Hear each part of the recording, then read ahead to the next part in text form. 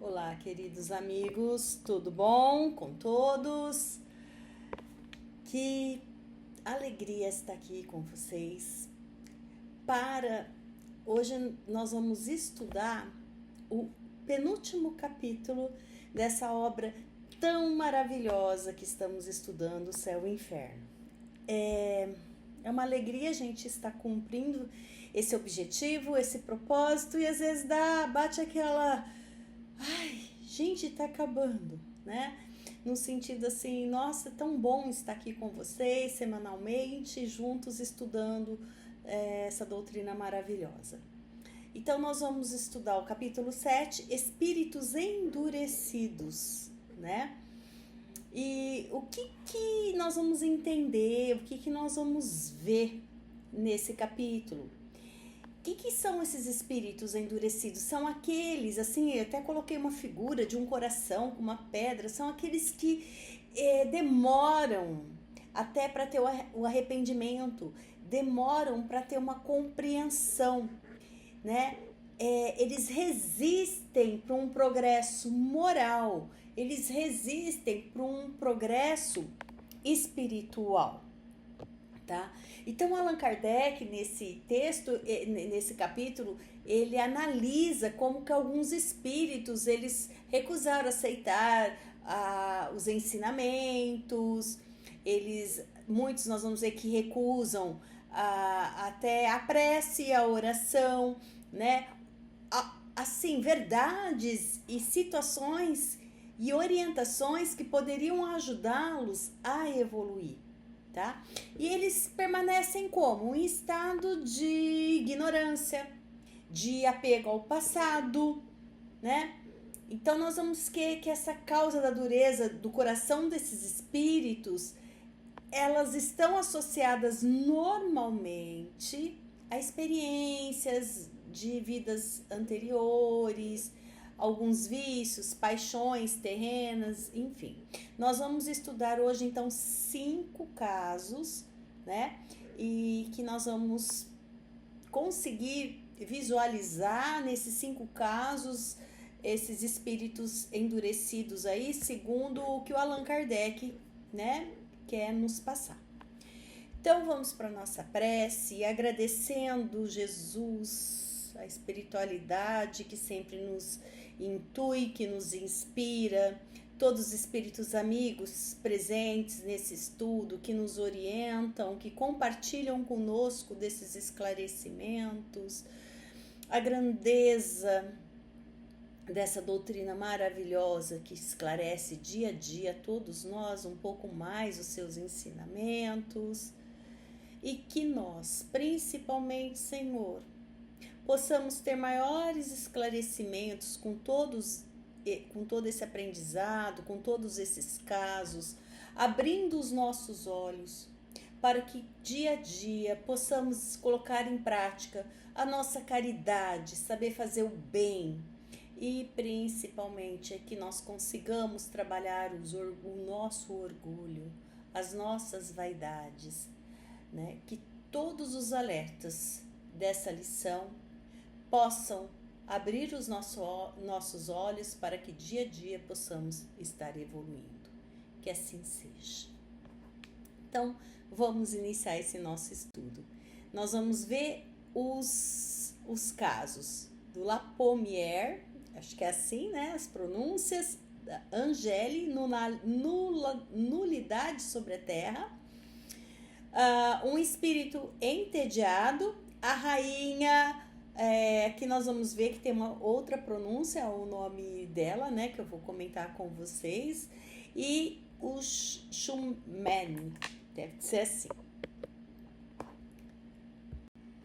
Bom, o Lapommière, ele é um espírito que ele não foi evocado, ele se manifestou assim, espontaneamente. E assim na sua apresentação ele demonstra ser meio orgulhoso, ele tem assim, as palavras dele se demonstram superior, ele usa palavras que ele está em condição de superioridade, ele até compara, né? Tipo assim, vamos dizer que nós aqui do plano terreno estamos em condições de inferioridade, né? ele sempre fala que ele está envolvido em uma luz, que uma luz o acompanha, né? Então, que ele está repleto dessa luz. E o que a gente percebe em tudo isso? A luz me ofusca e penetra, como uma flecha aguçada, a sutileza do meu ser. Não quero ser lamentado, não peço nada, basto-me, sou autossuficiente e saberei muito lutar contra essa odiosa luz. Eu até coloco essa luz aqui para nos dar, né? Imagina ele com uma luz muito forte. E nós vamos entender, né? Isso aí. Não quero ser lamentado. Ele fala bem claro isso, que ele está mostrando que ele não está precisando de prece, que ele não está precisando de pena de ninguém, que ele tem consciência dessa sutileza, né, desse corpo perispiritual dele é muito mais sutil, é mais fluido, ele tem entendimento que ele está desencarnado. Então, o que as pessoas recebem uma comunicação dessa? Os médicos começaram a refletir, nossa, ele não estava envolvido em sombras, como normalmente acontece, pelo contrário, estava repleto de luz e começaram a observar tudo isso e prestar atenção, né? Uma nova fase do castigo que espeta o culpado.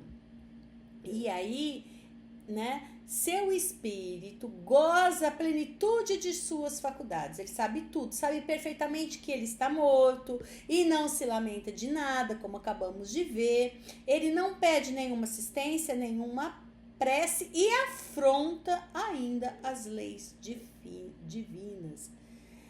Gente, um espírito com todas essas características escaparia à punição? Ele afronta as leis divinas e humanas? Como que um espírito com essas características, com essa situação, com esse estilo de luminosidade, de luz que ele tem, ele não está em sombra? Tá? Parece que a justiça divina não agiu no caso dele. E aí os médicos começaram a refletir se ele escaparia da punição. E a resposta é qual? Vamos ver? A resposta é não. E vamos entender o porquê. Mas é que a justiça de Deus se cumpre de todas as formas. E o que faz a alegria de uns, para outros é um tormento. Olha só. A justiça de Deus vai se cumprir sempre, mas de forma diferente. É o interessante desse caso aqui, né? Essa luz faz o seu suplício contra o qual ele se obstina e, apesar de seu orgulho, confessa-o. O espírito endurecido demorou muito tempo para manifestar menos arrependimento, né? E aí a gente vai perceber que o progresso moral nem sempre segue o intelectual. Ele é bem esperto, né? Mas não segue o progresso intelectual. Então, diante de toda essa situação, como que fica? Aí os espíritos, tanto é que o chamado, né, desse capítulo, La Pommière, castigo pela luz. Então, cadê o castigo dele? Como? Mas olha só, o próprio título já está nos dando uma resposta e vamos entender tudo isso, porque os três espíritos, tiveram-se três espíritos superiores, o Lamennais, o Erastus e o Jean Renaud, que eles vão explicar a condição desse espírito.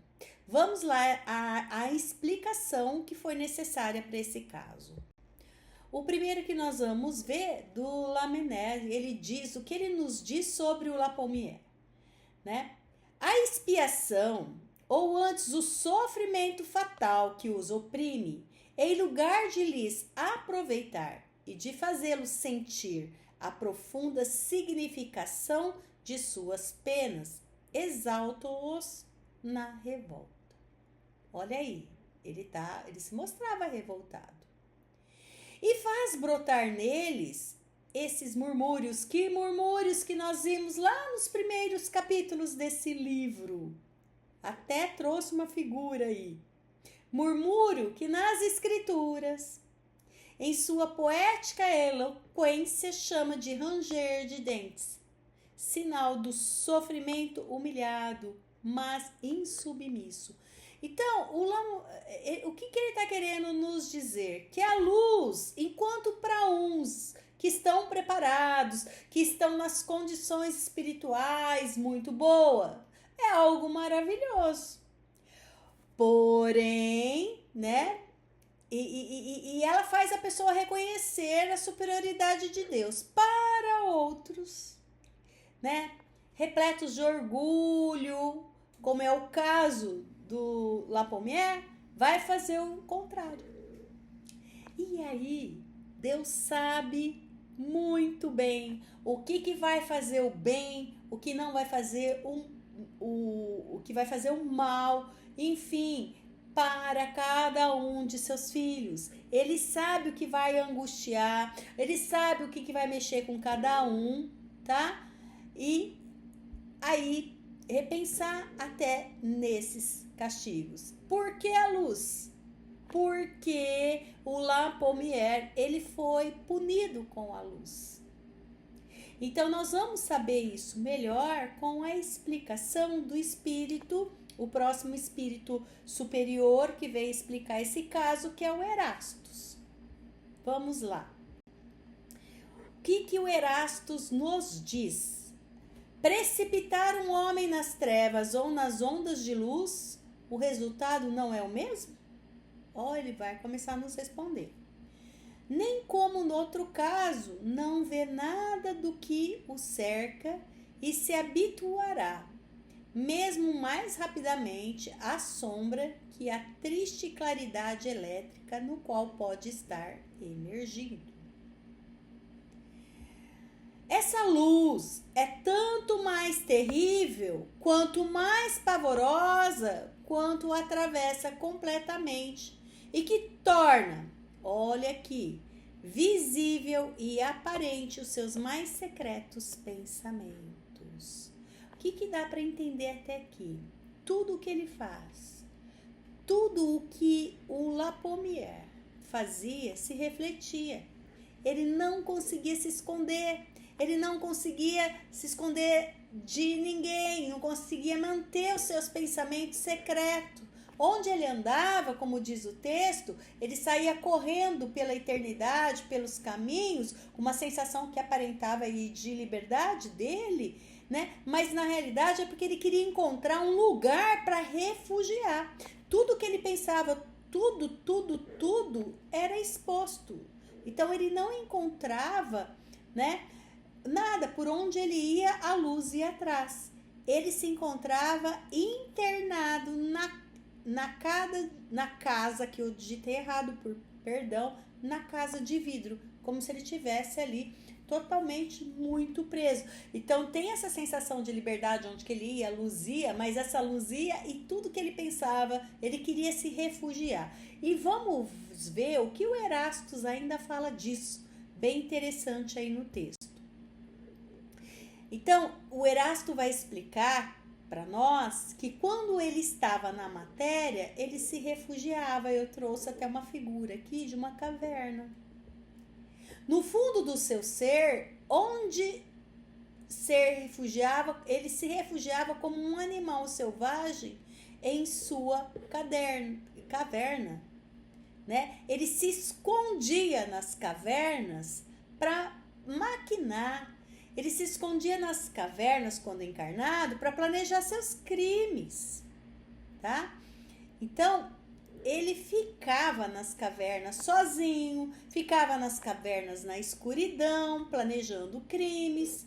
Agora ele queria se esconder como ele fez no passado e não conseguia mais. Por que ele não conseguia mais? Porque a luz, a claridade o acompanhava, tudo que ele pensava se refletia, como nós acabamos de ver. Ele não tinha como esconder o que ele pensava, né, de ninguém, porque a luz o acompanhava e todos viam. Vejam como que a justiça divina é maravilhosa, ela é perfeita, né? Então, por esse exemplo, não tem como nós dizermos que as pessoas vão sentir. Aqui é um alerta, tá? Olha, a pessoa fez isso, o que ela vai sentir quando desencarnar? Não tem como nós dizermos o que a pessoa vai sentir ou sofrer no plano espiritual. Por quê? O que a gente tira de lição aqui? Que Deus tem infinitas formas de nos educar. Sempre tem um aprendizado. Continuando, hoje ele acha-se caçando para esse reparo íntimo, onde se esquiva os olhares e a investigação de seus contemporâneos. Como ele agia na surdina, na matéria, agora a surdina é que ele estava buscando e não tinha mais. Ele se refugiava aí, ele estava buscando uma caverna e alguma coisa aí mais quietinho. Agora, a sua máscara de impassividade foi-lhe arrancada. E cada um de seus pensamentos se reflete sucessivamente em sua fronte. Olha o castigo dele aí, até o título de tudo isso, né? E para nós pensarmos nessa questão da justiça divina, que foi bem diferente, né? Todo mundo achando que luz é bom e nada disso. Bom, continuando, olha só, doravante nenhum repouso, nenhum asilo para esse formidável criminoso. Cada mau pensamento se mostra por dentro e por fora dele. Ele que se esconder da multidão e a luz odiosa o atravessa continuamente cada dia, descrevendo o que ele tinha. E ele quer fugir, em corrida ofegante e desesperada, atravessa os espaços incomensuráveis e por toda parte tem o quê? Luz. Por toda parte, os olhares que mergulham nele. Então, toda a descrição. Todo mundo estava vendo tudo dele tal. Agora aqui, eu quero chamar a nossa atenção para tudo isso, para esse estudo, né? Finalizando essa parte. O infortunado, ele foge sempre. E essa fuga, essa busca, essa correria, e que ele fala que a luz está para lá, ele está nessa busca, ele caminha para loucura espiritual. Olha o que o Erastus está nos dizendo, que ele caminha para essa loucura espiritual. Muito interessantíssimo isso. E por que ele está caminhando para isso? Tá? Porque ele mostra que é possível, no plano espiritual, o espírito entrar em um processo de loucura. Ele não pode, ele pode não ter desencarnado na condição com essa loucura, mas em função do sofrimento, porque ele está passando, né, ele pode entrar nesse processo de loucura espiritual. Eu estou até lendo um livro essa semana que está falando muito disso, tá? Então, olha só, castigo terrível, dor medonha, onde se debatera consigo mesmo, correndo para um lado, correndo para o outro, para se desembaraçar de si mesmo. Quer dizer, ele está todo embaraçado, está todo emaranhado. Olha que tortura e que castigo. Bom, olha só essa maravilhosa explicação do Erastus, né, que ele ainda nos passa. Quanto tempo isso vai durar? Até a hora em que a sua vontade, enfim vencida, vai se curvar sobre a opressão pingente do remorso. Até quando, gente, que ele vai ter isso? Até quando ele sentir remorso. E onde a sua fronte soberba, porque ele é orgulhoso, vai se humilhar. Onde? Diante das suas vítimas apaziguadas. E vai se humilhar diante dos espíritos de justiça. Então, que são esses espíritos endurecidos? Demoram para ter a consciência, né, do seu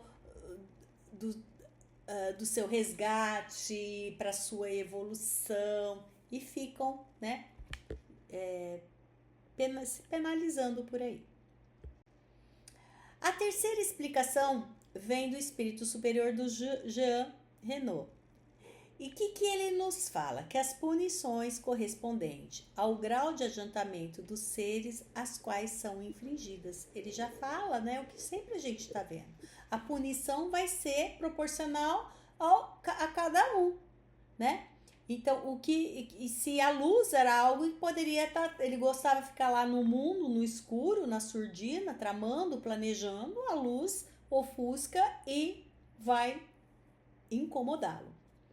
A igualdade do crime não constitui a igualdade entre os indivíduos, ou seja, podemos ter penas, podemos ser totalmente diferentes. Então, aquele que falar, como vai ser minha passagem, como que vai acontecer, né, as penas, ou enfim, a justiça divina são totalmente individualizados. Nós não temos como, né, tá vendo tudo isso. E por fim, a luz que tortura o espírito culpado é, pois, o raio espiritual inundando de claridade os refúgios secretos do seu orgulho.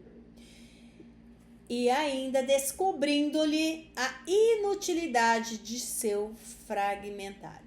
Então, o Jean explica que nós, seres, mais imperfeitos que sejam, mais primitivos, né, são menos intelectualizados. Isso dá para entender, tá? E que quando cometem determinados tipos de crimes, as penas são mais materiais para quem tem esses espíritos mais primitivos, menos intelectualizados. As penas são mais materiais, porque eles são mais apegados a quê? A matéria, tá?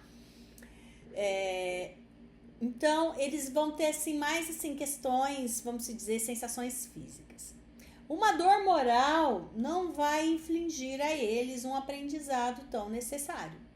Então, quanto mais intelectualizado o espírito, quanto mais evoluído o espírito, pelo contrário, as penas vão ter mais um aspecto moral do que um aspecto mais físico, tá? Então, os que lá no finalzinho do livro vai nos dizer que esses espíritos superiores fizeram com que o Lapommière se manifestasse, né? Por quê? Ele não foi por vontade, eles intuíram ele. Por quê? Por causa dessa condição dele ser tão diferente. Então, todo esse caso dele, por isso que eu já chamei a atenção ali no início de vocês, serviria do que de muito aprendizado e estudo para nós, tá?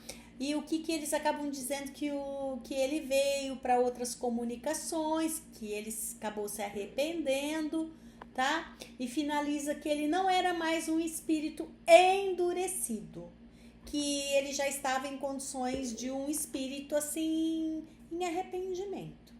Então também nos mostra a importância quando as comunicações mediúnicas. Às vezes vem um espírito mais endurecido e aí a gente fala alguma coisa, eles são contra, mas daqui a pouco eles vão ouvindo e eles vão se transformando. Vai ter no finalzinho um slide que diz isso muito claro para todos nós.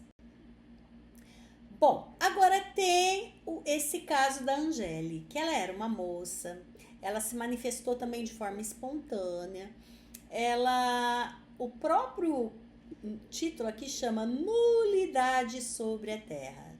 Nula. Ela não fazia nada de útil. Ela era preguiçosa, né? A gente percebe muito bem isso aí no texto. Tinha alguém que fizesse algo para ela. Ela se entediava com o marido. Ela tinha tédio com o marido, com os filhos. Ela não era uma pessoa ruim, mas também não fazia nada que lhe exigisse um esforço. E com isso, o que aconteceu? Ela não construiu nada de útil. O que ela fez? Perdeu a oportunidade da existência. Eu costumo dizer, né? Ficou deitada em berço esplêndido. Então, E ela relata logo lá no início que ela não tem paz, que ela tem medo do futuro, que ela reconhece que ela não foi útil, né? E quem estava conversando com ela comentou que ela nada havia feito na Terra, que ela poderia fazer agora para o plano espiritual, né? Que ela poderia ajudar espíritos, pessoas, fazer alguma coisa. O que ela respondeu pro médium? Que não. Aí ele perguntou, por que não ajudar? Aí ela fala a fadiga, tá? Então ela fala que ela vai ficar cansada de fazer isso, gente. E é por isso, né? Não evolui, não busca. Ela é um espírito endurecido até de coração, porque ela não se sente tocada em nada do que ela poderia fazer, tá?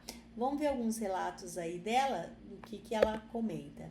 Angélia era uma dessas criaturas sem iniciativa, cuja vida era tão inútil aos outros quanto a ela mesma. Pode empregar seus jovens anos somente nas distrações frívolas. Depois, quando os deveres sérios chegavam, como mulher, como esposa, como mãe, o mundo fizera o vazio ao seu redor. Porque ela fizera o vazio do seu coração, né? Não fazia nada. Sem defeitos sérios, mas sem qualidades. Ela fez a infelicidade do seu marido, perdeu o futuro dos seus filhos, arruinou o seu bem-estar por sua incúria e o seu desleixo. Eu ponho até uma figurinha da preguiça, né? Então, olha só, sua vida foi inútil ao bem e por isso mesmo culpável, porque o mal nasce do bem negligenciado. Olha só. Olha essa frase. O mal nasce do bem negligenciado. Ela negligenciou, não fez nada. Compreendem bem, todos, isso é para nós, tá? Os espíritos acabam passando aí para nós uma lição, que não basta vos abastecer de faltas. É necessário praticar, que eu comentei, as virtudes que lhes são opostas. Que virtudes são essas? O mal é oposto ao bem. Portanto, aquele que quer evitá-lo deve entrar no caminho oposto, sem o que sua vida é nula. E que caminho que é esse? Né? Se a gente continuar ali no mal, não fazendo nada, suas obras são mortas. E Deus, nosso Pai, não é o Deus morto, mas um Deus dos vivos. O que eles estão querendo nos dizer com tudo isso? Que nós temos que sair da zona de conforto, temos que se esforçar, tá? Às vezes assim, por que eu vou estudar? Tô ali, mais uma hora de estudo, né? Eu poderia estar assistindo uma TV, fazendo alguma coisa, tá? Não podemos. A doutrina nos diz, até e deixa muito claro aqui, que fora da caridade não há salvação. Nós temos que tomar consciência, nós temos que sair dessa zona de conforto, fazer caridade para nós crescermos. Então é importante nós estudarmos, mas entre fazer um estudo e fazer a caridade, Sandra, qual que é mais importante?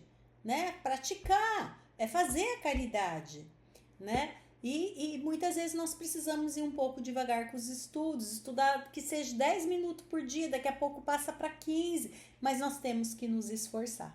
Tudo que é mais difícil, às vezes dá até preguiça para ir no centro, né?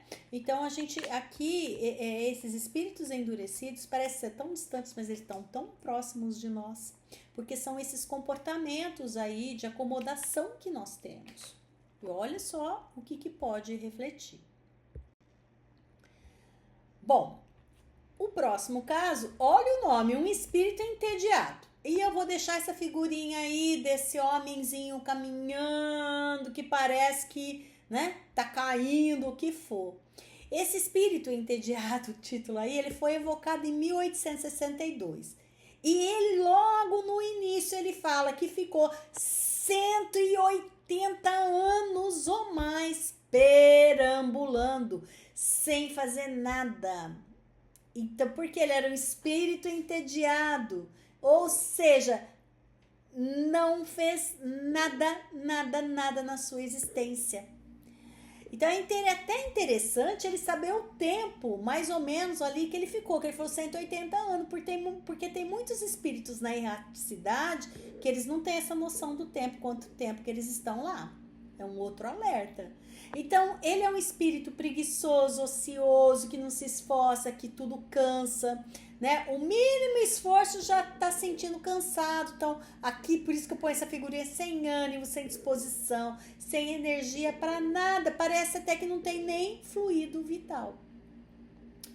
Então, quando ele retorna para o plano espiritual, essa era exatamente a prova dele.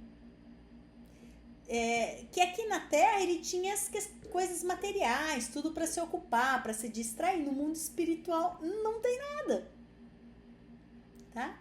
E lá então ele continuou na mesma condição, só que lá ele não tinha nada para se entreter, ficou aí 180 anos perambulando no tédio, tá? E é por isso que ele se caracteriza como um espírito. Ele mesmo relata lá que ele é um espírito entediado. E não existe essa categoria de espírito entediado, mas eles se dão esse nome, porque eles estão em um grupo, ele fala que eles estão, que ao lado dele tem muitos na mesma condição, né? Então essa situação dele, para ele é doloroso, ruim, queria modificar para sair dessa, mas ele não estava pronto, ele não estava amadurecido. E olha só, na psicografia, os médios percebiam que de vez em quando ele mudava a letra e começaram a perguntar para ele: por que você está mudando a letra? Esse daí tá até na pergunta 9 aí do livro. Aí ele diz assim que o médium o fatiga, que o médico cansava ele. Olha que coisa, né? O médico cansava ele porque fazia tantas perguntas, que ele estava cansado de escrever. Olha o tédio dele, né? E aí os espíritos superiores ajudaram na escrita. Olha a condição de ociosidade, de preguiça, de tédio dele, tá? Mas é engraçado que ele chega pedindo preces. Como? Estou cansado de perambular sem objetivo. Porque ele não tinha objetivo, ele não tinha meta, ele não tinha norte, né? Ele estava cansado, estafado, né? Na realidade, ele se manifestou, mas isso daí ele teve uma intuição, a espiritualidade superior acabou conduzindo ele, né? Para fazer com que ele saísse dessa condição que ele se encontrava, através do esclarecimento, que os diálogos ali acontecendo pudesse despertar um pouco mais a condição dele, né? Porque se não estava condenado ao sofrimento, ficou tanto tempo sem progredir? Estava condenado ao tédio. É um sofrimento entre nós. Tudo que não é alegria é dor. Então ele foi condenado por tédio por não ter feito nada na existência. Tanto é que ele vai dizer: o tédio é o filho da falta de obras. E aí eu sinalizo, deixo em amarelo, porque essas 3 frases são bem interessantes, né? Eu não soube empregar ao longo dos anos que passei sobre a terra, e a sua consequência fez sentir no nosso mundo. Certo? Bom, os espíritos que, como vocês foram tomados de tédio, não podia libertar-se dessa contingência desde o que o desejassem? Olha o que ele responde: não. Nem sempre, porque o tédio lhes paralisa a vontade. Eles não conseguem sair dessa condição de tédio. O que ele fala? Que não consegue fazer nada. E eles têm que ficar o quê? Dessa vida. E nesse tédio, na vida no plano espiritual, aí paralisa a vontade deles, não consegue mudar essa situação, né? Olha só que interessante. E fica aí endurecidos. Sofrem as consequências de sua existência, do que eles fizeram, porque foram inúteis, não tiveram qualquer iniciativa, não encontraram nenhuma colaboração entre eles. Então, estão abandonados a si mesmos, até que o cansaço desse estado neutro lhes façam desejar mudar. Vai chegar um ponto que cansa, que eles têm que buscar. E aí, né, até as sessões mediúnicas vão auxiliando a tomar um pouco mais de consciência. Então, quando a menor vontade é despertada, encontra apoio e bons conselhos para ajudá-los a perseverarem em seus esforços. Que interessante, né? Bom, o que nós vamos perceber? Finalizando tudo isso, o tédio, a inutilidade, a falta de obras provém do quê? Da preguiça. A preguiça é a mãe da ignorância. Ele tinha ignorância das coisas da vida, ele tinha ignorância do plano espiritual, ignorância de tudo, né? A preguiça dominou ele. E como ela domina a humanidade terrena em algumas pessoas. Tem pessoas que não querem fazer esforço físico, esforço mental, não querem estudar, não querem fazer nada. Então tá aqui esse grande alerta para nós fazermos, praticar principalmente a caridade. E o Guia do Médium vai explicar esse caso, ele finaliza falando: é o trabalho da inteligência que o cansa e nos obriga a ajudá-lo para que possa responder às suas perguntas, que é o que eu falei, que ele pediu até auxílio para escrever, né, para psicografar. É um desocupado no mundo dos espíritos, como eu fui no mundo terreno. Nós o trouxemos para tirá-lo da apatia e desse aborrecimento, que é um verdadeiro sofrimento, mais penoso às vezes do que os sofrimentos intensos, porque ele pode se prolongar indefinitivamente. Ele pode ficar muito tempo dessa forma como ele estava. Então, ele se manifestou porque os espíritos superiores intuíram ele levar lá.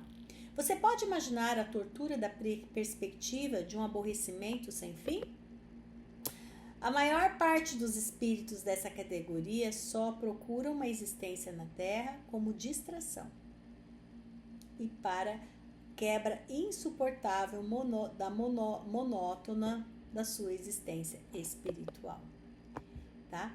Então, o que se fala aí? Assim chegam sem resoluções bem definidas para o bem e são obrigados a recomeçar sempre, até que finalmente alcance o progresso real. Certo? Então, aqui é um resumo que ele faz de tudo e as orientações. Bom, e quem é Old? Old, né? Que a gente vai encontrar às vezes na internet isso. É um antigo reino ali da Índia. Esse reino foi do século 17, 18 e 19, assim, pesquisando, tá? O nome dessa rainha é Malika Kishua, tá? Tem a história dela na internet, enfim, ela desencarnou na França em 1858, como tá aí no livro, desencarnou com 58 anos, ela nasceu no início do século 19, tá? E o reino, né, Old aí, ele já era próspero. E o que aconteceu? Esse reino estava procurando país, a Inglaterra chegou nesse século aí, ela estava em expansão, crescimento, enfim, com toda a potência dela, procurando países para expandir o seu mercado. E a Índia foi um desses países, e a Inglaterra então chegou, né, até as Índias e começou a dominar os reinos, né? Lógico, ela dominando os reinos lá, teve lutas, enfim. Ela não tomou conta disso daí de forma pacífica. E o reino de Old, né, onde a Malika Kishua era a rainha-mãe, e o filho dela era rei, tá? Ele que governava. E ele tinha, só para vocês terem uma ideia, pelo que eu vi aí na história, em torno de 180 esposas e tinha mais de 40 filhos, tá? E esse reino de Old foi tomado pela Inglaterra. Então, toda a dinastia que fazia parte foi transferida para Calcutá. Vendo toda essa situação, a rainha-mãe viajou para a Inglaterra para falar com a rainha Vitória, para interceder, né? Porém, ela ficou um ano lá pro lado da Europa, para ela conseguir até a audiência da Rainha Vitória, mas ela não conseguiu muita coisa porque a rainha não tinha poder sobre isso, né? A decisão era do parlamento. Então, durante todo esse processo, esse 1 ano que ela ficou, também teve outras rebeliões na Índia, inclusive iniciada por uma de suas noras, enfim. E aí, a hora que ela estava voltando para a Índia, ela passou pela França e ela desencarnou lá. E aqui eu cheguei a encontrar essa figura, né, na internet do funeral. Ela teve um funeral respeitoso, inclusive ela é enterrada no mesmo cemitério do Allan Kardec, tá? Então, uma forma geral aí, toda a história dela, para nós entendermos um pouquinho o que vai ser, o que vai trazer. Só que o Kardec, então, por que ele quis evocá-la? Para adquirir conhecimento, né? Uma rainha com tudo isso daí, prepararam até questões, porém perceberam que não teriam sucesso, né? Pelas respostas delas. Gente, tem cada resposta aí que é terrível. Por quê? Ela era orgulhosa, ela estava sempre, em todo momento, se sentindo a melhor, ela menosprezava tudo e todos, né? Ela que não fosse da dinastia dela, mesmo no plano espiritual, ela tratava todos com indiferença. Sabendo que estava desencarnada, ela falava do sangue, que o sangue dela era nobre, que merecia todas as honras. Eu vou trazer escrito aqui umas falas dela mostrando isso, né? Quando perguntava o que ela achava de Jesus e ali de Deus, né, na realidade, nós vamos ver a resposta dela, tá num slide só disso, porque assim, foi absurda, né? Só pra gente ter imaginar o caráter endurecido dessa rainha. Um espírito super endurecido. Ela estava completamente envolvida por onde? Pelas paixões do mundo terreno, pelo poder que ela tinha aqui, tá? Ela foi, depois aí relata que ela foi evocada mais 2 vezes, né? Mas com pouquíssimo progresso. Vamos ver então as palavras que ela demonstra esse orgulho, esse desprezo aí. Né? O que achou das honras fúnebres que lhe foram prestadas? Foram bem poucas. Eu era rainha e todos dobravam os joelhos diante de mim. Falou que foi poucas as honras dela. Respeitamos a sua categoria e pedimos que nos responda para nos instruir. Você acha que um dia seu filho recuperará os estados que pertenceram ao seu pai? Certamente. Olha o que ela fala. Meu sangue reinará. É digno. Meu sangue não poderá ser confundido na multidão. Não pode se misturar com ninguém. Então, são esses trechos que eu trago para esclarecer, né, a característica desse espírito. Olha o que ela nos diz sobre Deus. Você pertence a uma religião muçulmana ou hindu? Muçulmana, mas era muito grande para me preocupar com Deus. Que diferença você vê entre a religião muçulmana e a cristã do ponto, né? A religião cristã é absurda. Diz que somos todos irmãos. Qual a sua opinião sobre Maomé? Ele não era filho de rei. Acredita que ele teve uma missão divina? Allan Kardec pergunta, né? Os médios. O que importa isso? Aí eles fazem outra pergunta. Qual a sua opinião sobre Cristo? Ai, gente, olha o absurdo. O filho do carpinteiro não é digno de ocupar meu pensamento. Olha o que ela nos diz, né? A questão de fé, de Deus, sem comentários, né? Bom, o que São Luís nos diz? Deixem-na, pobre perdida. Tenha piedade da sua cega. Que lhe sirva, aí ele dá o alerta, que lhe sirva de exemplo. Vocês não sabem como sofre com o seu orgulho. Então aqui, né, o São Luís está nos dando um alerta que o quanto que as pessoas que são orgulhosas, gente, eu já escutei e escuto de pessoas que já chegaram para mim e falaram assim: na outra existência eu fui rainha. né? E continua assim, com características e com jeito de rainha, com orgulho e com tudo. E pisa. Às vezes a gente percebe que pisa nas pessoas, ou enfim, gente, vai levar aonde? Vai chegar aonde? Né? Bom, Xumene é o último estudo que nós vamos fazer. Ele se apresentou espontaneamente com esse nome ao médium. Ele estava habituado com esse tipo de manifestação, porque ele tinha como uma missão, né, de dar assistência aos espíritos inferiores que o seu guia espiritual levava. Então aí, por que isso? Com o objetivo dele se instruir, dele ter maior progresso. Ele dizia que ele estava infeliz, e aí ele pede oração logo lá no início, e aí o médico comenta com ele que ele precisava da ajuda dele também, o arrependimento, com a prece, que se ele não fizesse isso, talvez seria pouco eficaz. E olha só o que ele responde. Se fala em lugar de orar, tu me avançaras pouco. Tá? E ele logo pede para retornar, para não ficar ali escutando as orientações, tá? E vamos ver o que o guia do médium fala sobre isso. Minha filha, você terá muito trabalho com esse espírito endurecido, mas quase não haveria mérito em salvar aqueles que não estão perdidos, né? Então, assim, olha só o que ele termina de falar: coragem, persevere e conseguirá. Então, assim, falando para o médium que de palavras em palavras, né, devagarzinho vai se transformando, vai modificando. Não existe espíritos tão ocupados a ponto de não poder recuperá-los.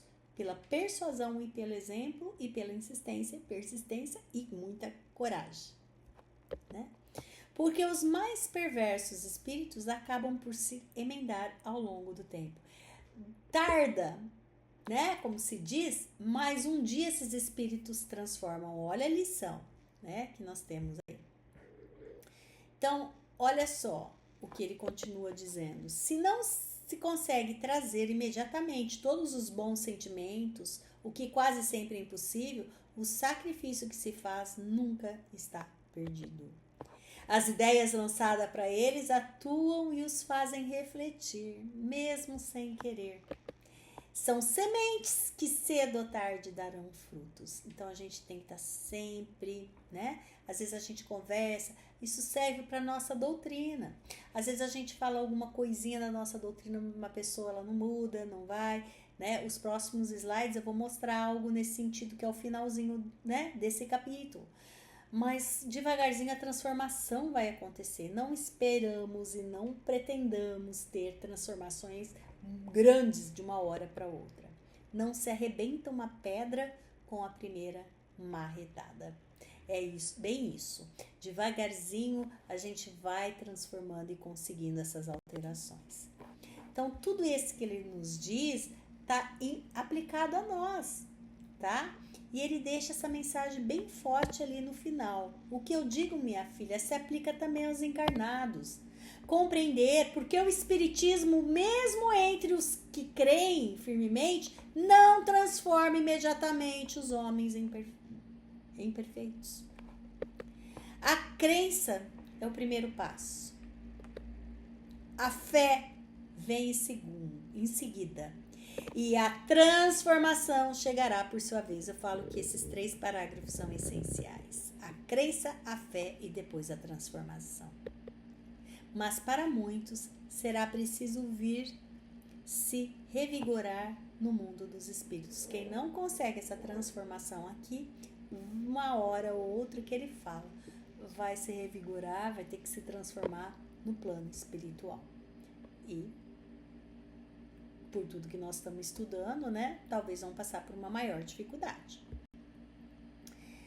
O que então, lá no finalzinho, né, nos 2 últimos parágrafos desse capítulo, né, eles nos resumem.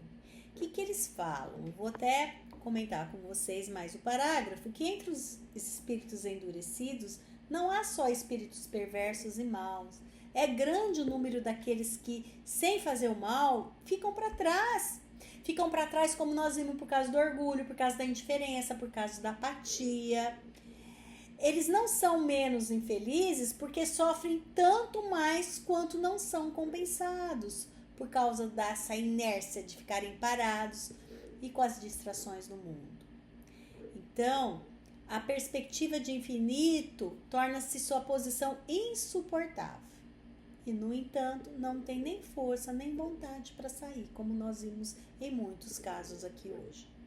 São aqueles que, ao encarnar, eles trazem das suas existências desocupadas, inúteis para si e para os outros, e que quase sempre acabam por se matar, sem motivo sério, apenas por desgosto da vida, porque não tem nada para fazer, não fez nada, não tem sabor,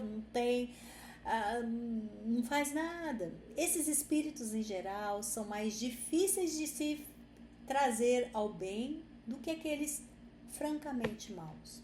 Por quê?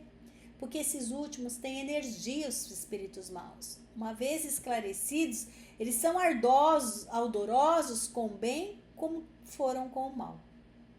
Os outros, sem dúvida, serão necessárias muitas existências para um progresso sensível. Pouco a pouco, vencidos pelo tédio, como outros pelo sofrimento, vão procurar uma distração em alguma ocupação que mais tarde se tornará uma necessidade para eles. Então, pouco a pouco, eles vão se transformando e vamos dizer, se transformando esses espíritos endurecidos, que é nosso desejo.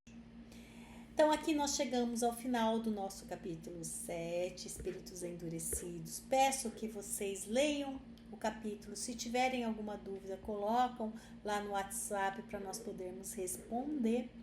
E a partir da semana que vem, nós vamos estudar o capítulo Expiação Terrestre. Esse capítulo vai ser dividido em 3 aulas, né? Finalizando aí nosso estudo desse livro. Eu desejo que vocês tenham uma semana super feliz, uma ótima semana. Que Jesus abençoe a todos e até breve.